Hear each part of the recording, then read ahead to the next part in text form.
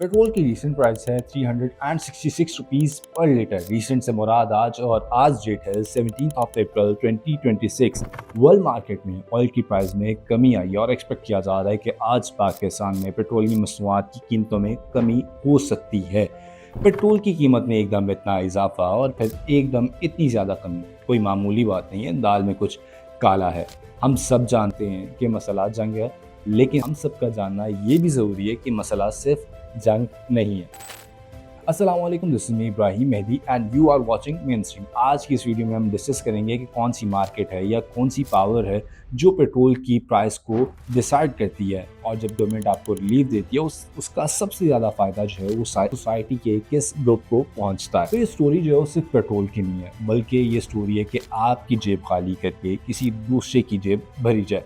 अब ये स्टोरी है क्या, स्टोरी शुरू करते हैं, लेकिन उससे पहले देखते हैं पेट्रोल की प्राइसेस में जो फ्लक्चुएशन आई, क्योंकि ये सारी स्टोरी जो है वो इससे जुड़ी हुई है।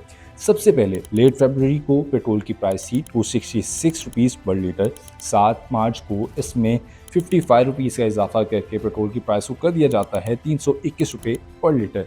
20 मार्च को वज़ीर आज़म पाकिस्तान को 75 रुपये बढ़ाने की समरी मौसूल होती है, जिसको रिजेक्ट कर देते हैं, और फिर पूरे 7 दिन बाद यानी कि 27 मार्च को 95 रुपये बढ़ाने की समरी मौसूल होती है, जिसको वो फिर से रिजेक्ट कर देते हैं।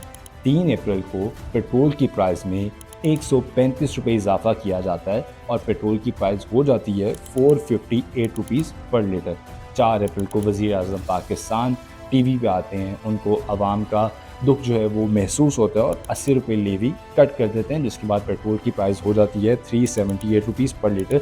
और आखिरी दिन यानी कि 12 अप्रैल को 12 रुपये मज़ीद कमी कर दी जाती है पेट्रोल की प्राइस में, जिसके बाद पेट्रोल की प्राइस हो जाती है 366 रुपीज़ पर लीटर, जो कि अब भी आप इसी कीमत में परचेज़ करें पेट्रोल को। अब देखना ये है कि वॉर से पहले यानी जंग से पहले आप 266 रुपीज़ पर लीटर पे कर रहे थे, आज पूरे 100 रुपये ज़्यादा पे कर रहे हैं, जो कि बनता है 37.6%।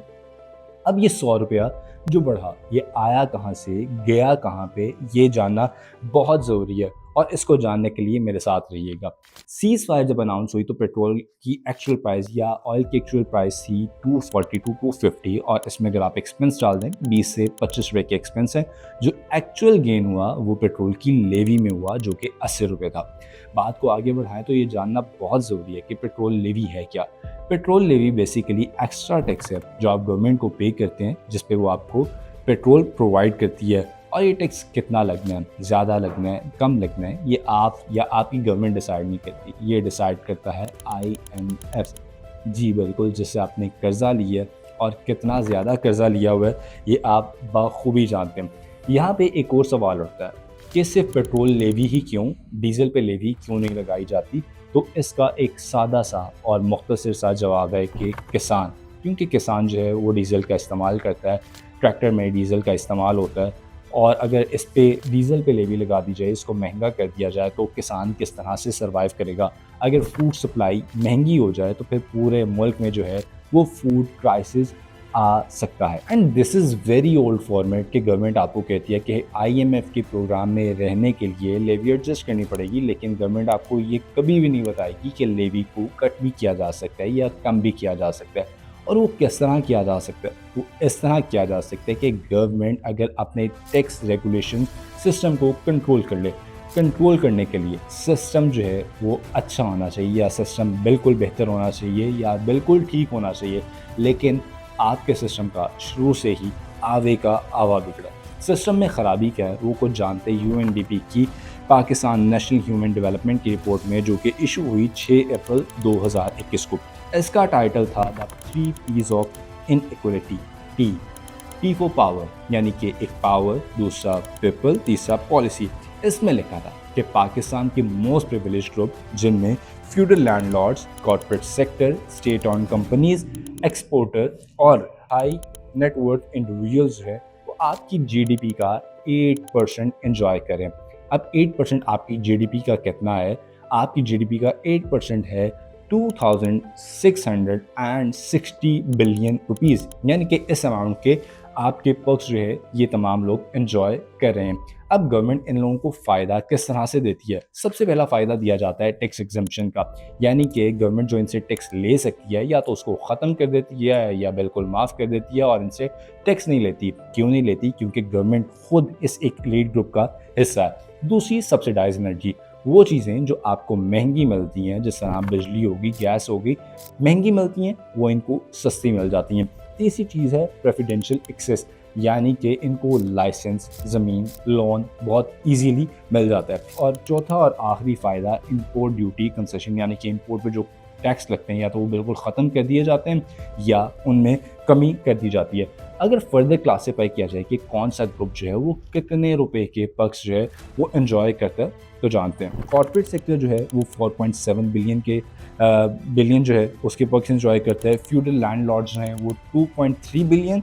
एलीट ग्रुप जिसमें आपके रियल एस्टेट आता है वो 2.2 बिलियन, जो कि जिन पे जो है वो अपना टैक्स माफ़ करवा देते हैं। फिर स्टेट ऑन कंपनीज़, ऐसी कंपनीज़ जिनको स्टेट खुद ऑन करती है, वो 1.9 बिलियन डॉलर रुपीज़ के पर्क्स एंजॉय करती है। और लास्ट में मिलिट्री एंड ब्यूरोक्रेसी, जिनको प्लॉट्स अलॉट किए जाते हैं, जिनको फ्यूल पे अलाउंस दिया जाता है, जिनको हाउसेस दिए जाते हैं, और ये 1.3 बिलियन डॉलर के पर्क्स जो है वो एंजॉय करती है, जो कि टोटल बनता है 17.4 बिलियन रुपीज़। यानी इतने पैसों की टैक्स कलेक्शन नहीं हो रही। अगर आप मिडिल क्लास हैं मेरी तरह, तो जो आप टैक्स दे रहे हैं इसका फ़ायदा आपसे ज़्यादा किसी दूसरे को पहुंच रहा है। अब इसका कंक्लूजन अगर निकाला जाए तो अमीर जो है वो दिन ब दिन अमीर होता जा रहा है, गरीब जो है वो दिन ब दिन गरीब होता जा रहा है, और अमीर जो है वो गरीब के टैक्स से अमीर हो रहा है। ये इसका कंक्लूजन था। और आपने खूब जाना कि इस सारे मामलात में टैक्स पे कौन कर रहा है और ये सारे पर्क्स जो है वो एंजॉय कौन कर रहा है। पीछे हमने डिस्कस किया आईएमएफ को, कि आईएमएफ है क्या। आईएमएफ जो है एक ऐसा इदारा है जो कि डिपेंडेंट कंट्रीज़ को जो है लोन देता है, कर्जा देता है, ताकि वो अपने मुल्क को बाखूबी रन कर सकें। और आप बेहतर जानते हैं कि पाकिस्तान ने कितना कर्जा लिया हुआ है, और फर्दर भी उसकी कह लें कि प्लान इस तरह के हैं। पाकिस्तान का फिल वक्त जो है वो 24th आईएमएफ प्रोग्राम चल रहा है। अब जब कोई भी आपको कर्ज देता है तो ऑब्वियसली अपनी कुछ कंडीशंस रखता है, कुछ अपनी शराइत मनवाता है कि आपको ये सब कुछ करना होगा। तो कुछ शराइत जो है वो आईएमएफ ने भी रखी कि सबसे पहले चीज़ों पे सब्सिडी ख़त्म की जाए। दूसरी चीज़, पेट्रोलियम लेवी जो है उसको इंक्रीज़ किया जाए। फिर तीसरी चीज़ ये है कि डॉलर, यानी कि एक ऐसी चीज़ जिसका एक्सचेंज रेट जो है मार्केट में, अगर उसको उसी तरह रखा जाए, अगर डॉलर आपका महंगा है मार्केट में तो उसको आर्टिफिशियली जो है वो सस्ता ना किया जाए। चौथी चीज़ कि अपनी अर्निंग के जितनी आपकी अर्निंग है उसमें रह के ही जो है वो स्पेंडिंग की जाए। ये तमाम कंडीशंस जो हैं वो आईएमएफ ने लगाई हैं। लेकिन आपने इन तमाम कंडीशंस में ये कहीं में नहीं सुना कि आईएमएफ कह रहा हो कि एलीट ग्रुप से जो है वो टैक्स लेना नहीं है, या टैक्स में कमी करनी है, या टैक्स जो है वो बिल्कुल माफ़ कर देना है। ये सब गवर्नमेंट खुद कर रही है। तो इस वजह से पेट्रोलियम लेवी इंक्रीज़ होती है, गरीब बंदे पे बोझ बढ़ता है, और डिफरेंट तरह से टैक्स लगाए जाते हैं। ऐसा नहीं है कि गवर्नमेंट हमेशा लेवी बढ़ाती ही है। गवर्नमेंट ने लेवी कम भी की थी। इमरान खान के ज़माने में 2022 में जो है वो पर लीटर 10 रुपये लेवी कट की गई थी। लेकिन खान साहब ने भी जो है वो सिस्टम कुछ फिक्स नहीं किया, डैमेज का डैमेज ही रहने दिया सिस्टम को। ऐसा नहीं किया कि एलीट ग्रुप से उनसे टैक्स लिया हो, बल्कि उन्होंने अपनी जेब से, यानी कि अपनी जेब में कह रहा हूँ, गलत बात कर रहा हूँ, गवर्नमेंट की जेब से जो है वो ये सारे पैसे भरे, और 600 मिलियन डॉलर रुपीज़ का वो पाकिस्तान को नुकसान हुआ। जब अगले प्राइम मिनिस्टर आए उन्होंने इसका पेट्रोल की प्राइसेस बढ़ाई और इस सारे नुकसान को भरा। अब इसका सोल्यूशन क्या है? ये मैंने आपको ख़राबी बताई कि ख़राबी कहाँ हो रही है, और हमने शुरू की थी कि 100 रुपया कहाँ से आया और कहाँ गया। तो वही 100 रुपया यहाँ से ही आया और यहीं चला गया। अब इसके सोल्यूशन क्या हो सकते हैं कि जिन ग्रुप से आप टैक्स नहीं ले रहे उनसे टैक्स लें, या फिर आप चीप पेट्रोल बाय करें। चीप पेट्रोल किस तरह से बाय कर सकते हैं कि आपको याद होगा 2022 में इमरान खान ने रशिया का विज़िट किया था, और उनका मेन गोल ये था कि वो डिस्काउंटेड ऑयल जो है वहाँ से परचेज़ करेंगे। ऑल्दो बहुत सारी सैंक्शंस होती हैं रशिया पे, तो वो अपना ऑयल जो है वो डिस्काउंटेड रेट पे ही जो है वो सेल करता है। और उसके साथ साथ उस टाइम पे यूक्रेन के साथ इन्वॉल्व था रशिया जंग में, तो ऑलरेडी उसने अपना ऑयल जो था वो कम पैसों में ही बेचना था।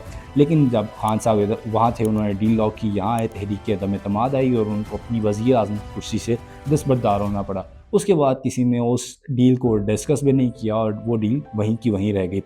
कुछ लोग जो हैं वो एक नैरेटिव बिल्ड करते हैं कि अमेरिका दोस्ती की वजह से पाकिस्तान ये नहीं कर सका।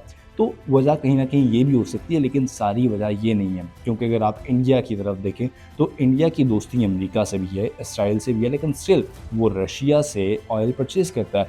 उसकी वजह ये है कि उसके फॉरेन रिज़र्व में $700 बिलियन मौजूद हैं, और जबकि पाकिस्तान के रिज़र्व जो हैं वो बिल्कुल खाली हैं। अगर तो आप टैक्स लेते हैं तो आपके भी रिज़र्व भरे होंगे और डिस्काउंटेड प्राइस पे ऑयल परचेज़ कर सकते हैं। इसके बाद एक और सॉल्यूशन ये है कि स्टेट ओन्ड कंपनीज़ जो हैं, गवर्नमेंट उनको प्राइवेटाइज़ कर दे, लोगों के हवाले कर दे, लोग उसको चलाएँ, ताकि गवर्नमेंट का इधर से भी कुछ साँस जो है वो आसान हो जाए। वो किस तरह से कि एनुअली जो है 800 बिलियन का नुकसान कर रही हैं ये कंपनीज़, और हमेशा गवर्नमेंट ही इनको चुकाएगी, और वो कोई अपने पल्ले से या गवर्नमेंट अपनी जेब से या हुक्मरान अपनी जेब से नहीं, बल्कि ये बोझ आपकी और मेरी जेब पे ही पड़ा है। तो ये सारे मामला जो हैं ये इस तरह से चल रहे हैं। अब सवाल क्या पैदा होता है कि इस सारे टाइम सिनेरियो में पेट्रोल की प्राइस इंक्रीज़ करना ज़रूरी था? तो हाँ, बिल्कुल ज़रूरी था, लेकिन ये ज़रूरी नहीं था कि पेट्रोलियम लेवी भी इंक्रीज़ कर दी जाए। जितनी लेवी थी उससे काफ़ी ज़्यादा इंक्रीज़ की गई। अब इस सारे मामलात को आपने जाना, स्टोरी हमारी स्टार्ट हुई थी कि ₹100 कहाँ आया और कहाँ गया, तो ये सारे मामलात आप जान चुके हैं। अगर तो ये वीडियो आपको पसंद आई तो इसको लाइक करें, शेयर करें, चैनल को सब्सक्राइब करें। अगली वीडियो तक के लिए इजाज़त, अल्लाह हाफ़िज़।